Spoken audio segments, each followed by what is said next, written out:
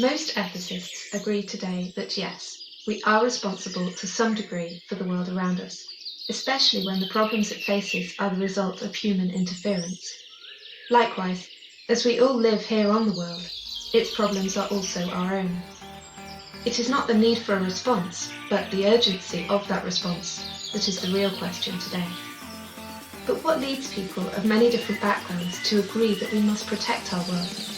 We will look at several main viewpoints and one contrasting view.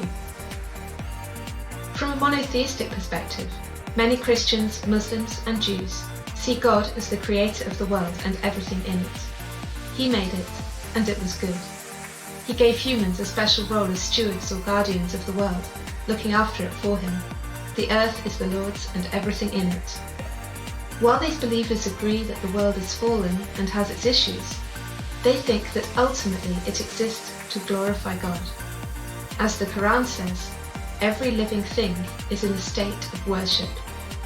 Therefore, by protecting and showing respect for the earth, people show respect for God's creation and recognition that it belongs to Him. Likewise, God cares about every aspect of His creation, and so should humans. From an alternative religious perspective, we are creatures of the earth and ultimately belong to it, rather than the other way around. Many polytheistic traditions, perhaps most famously ancient Greek mythology, but also modern paganism, see Earth as the mother of all things. In this sense, we have no authority over the rest of the planet, but are responsible for living in harmony with it, and only by understanding it better can we understand our true place in it. In Hinduism, there is an emphasis on expressing wonder at the beauty of creation.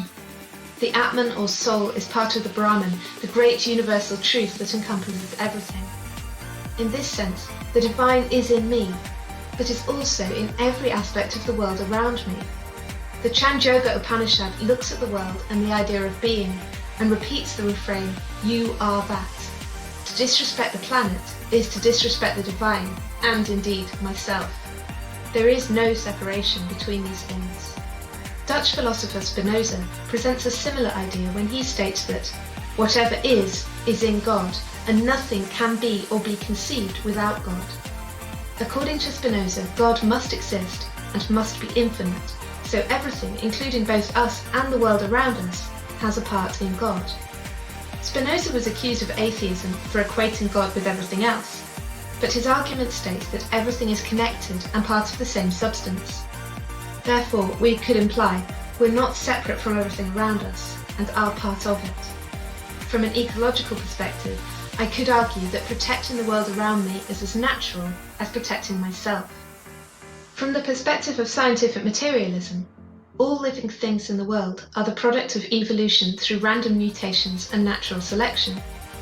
Contrary to what some religious thinkers argue, most atheists and agnostics still see life as having inherent value. It is natural for humans to want to protect ourselves as a species, but we should also recognize that all living things are related and interconnected and have the privilege of sharing this planet with each other. Some atheists, such as Peter Singer, argue that we should base our respect for animals on their ability for higher order thinking, and that consuming any animals is ethically problematic. However, others point to our clear evolutionary adaptations as omnivores, and the fact that agriculture and technological advancements have enabled us to improve people's quality of life and life expectancy dramatically. If we can use the world around us to better things for humanity, then surely we should. According to this argument, the problem comes when we damage our environment to such an extent that it also has an impact on humans through issues such as resource depletion and climate change. There are some thinkers, both religious and non-religious, who argue that our ability to exploit the Earth's resources for our own ends is something to be celebrated, and that our own needs should come before those of the planet. Certain monotheists point to a translation of a verse in Genesis saying that we are granted dominion over the Earth, and our role is to fill it and subdue it. However, the majority of ethicists today see this approach as very short-sighted. Our fate is bound up with that of the planet that we come from. You don't have to be religious to believe that it is the right thing to do to protect and care for the environment, even when there is no obvious benefit to us, and to appreciate it out of pleasure for its own sake. Our ability to wonder at the beauty of the world around us, and our sense of responsibility for it, can transcend religious divides and is an important part of what it means to be human.